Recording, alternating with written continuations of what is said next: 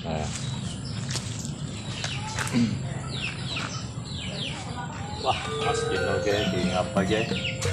Orang Mas Dino kayak kabarnya? Nah, gagak temen kok. Biasa lah.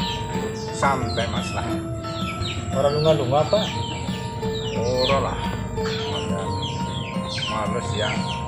Samping gue kena pas nggak setupai. Setupai dari. Apa setupai ini lari ya? Yang tidak setupai. Jalan asap. Jadi sih orang apa jadi. Setupai itu kan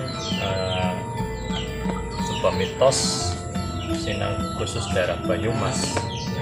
Tapi itu kan sebenarnya nggak keturunan sing aweh pamaliku aja. Iya. Tapi nggak pada umumnya mungkin sangat kadang-kadang juga orang ngerti sih ya. Artinya Iya. ditutur datang kaki mungkin. Ya, iya sing kadang terus jadi diterang mentah-mentah. Iya.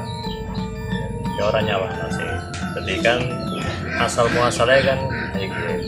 Dikisahkan pada zaman dahulu di wilayah Kadipaten Banyumas, Kabupaten Banyumas sekarang, ada Kadipaten Wirasaba yang mana adipatinya bernama Adipati Wargohutomo. Kadipaten Wirasaba ini masih di bawah kekuasaan Kerajaan Pajang, di bawah kepemimpinan Sultan Hadiwijaya. Adipati Wargohutomo mempunyai anak perempuan yang bernama Roro Soekartiah. Pada waktu itu Sultan Hadiwijaya membuat woro-woro atau pengumuman bahwa Sultan Hadiwijaya ini ingin mencari seorang selir. Pengumuman itu disampaikan kepada kadipaten-kadipaten di bawah Kerajaan Pajang. Begitu mendengar pengumuman itu, Adipati Wargohutomo tertarik untuk menyerahkan anak gadisnya yaitu yang bernama Roro Soekartiah untuk diserahkan menjadi selirnya Sultan Hadiwijaya. Lalu berangkatlah Adipati Wargohutomo beserta anaknya. Namun di sisi lain ada Demang Toyareka yang melihat keberangkatan itu dengan perasaan kecewa karena Roro Soekartiah, anaknya Wargohutomo itu sudah dilamar oleh Demang Toyareka untuk jadi menantunya. Namun Adipati Wargohutomo itu mau menyerahkan anaknya kepada Sultan Hadiwijaya.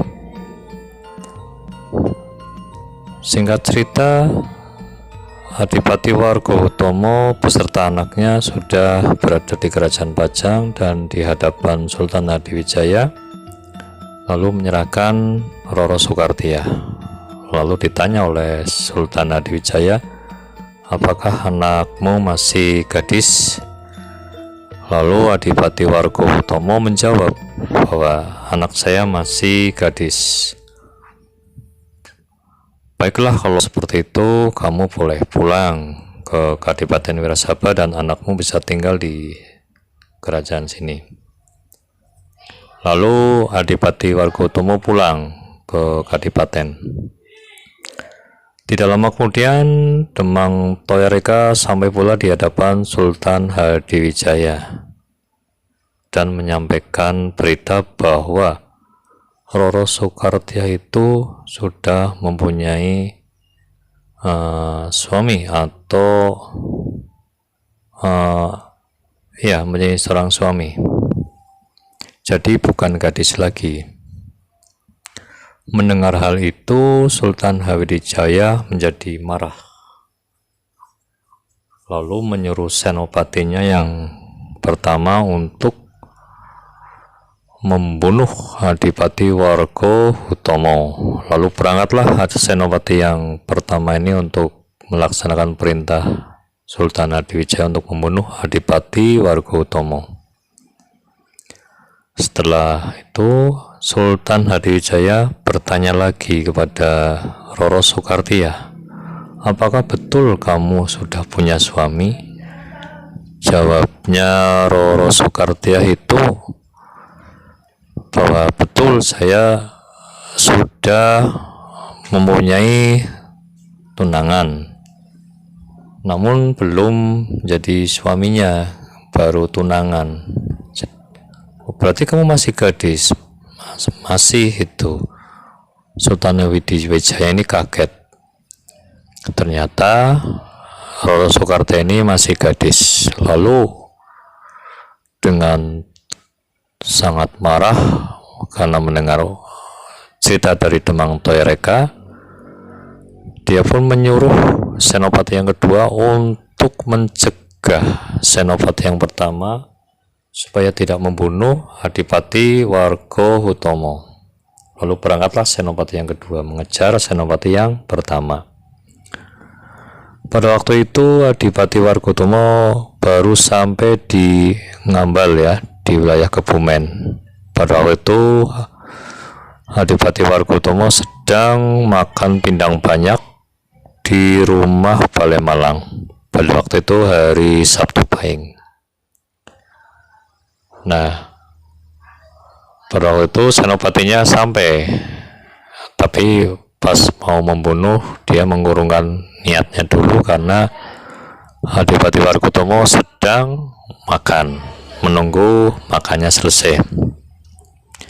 Tidak lama kemudian senopati yang kedua itu datang dan melambaikan tangan supaya memberi kode supaya jangan dibunuh, jangan dibunuh, jangan dibunuh, dengan kode isyarat.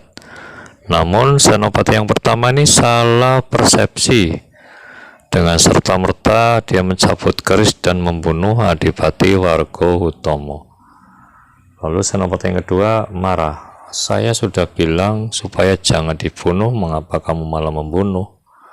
Senopati yang pertama kaget, saya kira malah suruh cepat-cepat itu.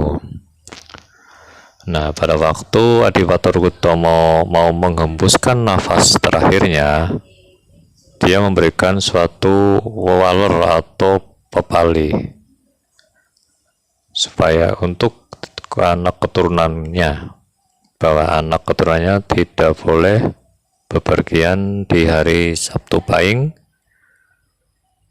tidak boleh mendirikan rumah Balai Malang, jangan makan pindang banyak, jangan memakai kuda bawuk bang. Nah, ini pepalinya. Tapi untuk anak keturunannya. Jadi itu waler dari Adipati Wargohutomo sampai sekarang masih berlaku di wilayah Karesidenan Banyumas, ya. Seperti itu. Nah, apa menjadi bagian ilmu lah, ya, pelajaran asli, ya. Itu sejarahnya nanti sore terus waktu, ya. Terima kasih lah.